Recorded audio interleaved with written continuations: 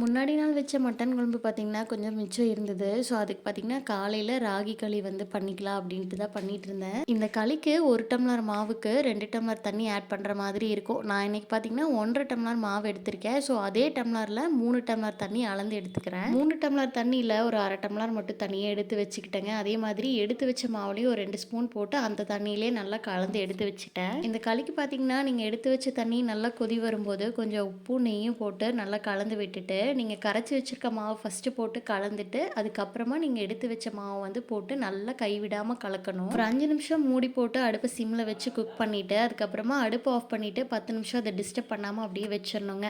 எப்போவுமே களிக்கு பார்த்தீங்கன்னா மாவு சூடாக இருக்கும் போதே கையில் எண்ணெய் தடவிட்டு உருண்டை பிடிச்சி வச்சிடணும். அப்போ தான் களி நல்லாயிருக்கும். நாங்கள் காலையில் பிரேக்ஃபாஸ்ட்டுக்கு மட்டன் குழம்புக்கு இந்த களி வச்சு சாப்பிட்டுட்டு லியாஷ் குட்டிக்குமே பார்த்தீங்கன்னா ரவா பொங்கல் வந்து நான் பண்ணி கொடுத்துருந்தேன். சோள தோசைக்கு சோளம் கொஞ்சம் நைட்டு ஃபுல்லாக ஊற வச்சுருந்தேங்க. ஸோ அதுக்கு வந்து மாவை ஆட்டை போட்டுட்டு அதுக்கப்புறமா கொஞ்சம் ஸ்ப்ரவுட்டட் ராகியெல்லாம் வந்து நான் வந்து வெயிலில் காய வச்சு எடுத்து வச்சுருந்தேன்.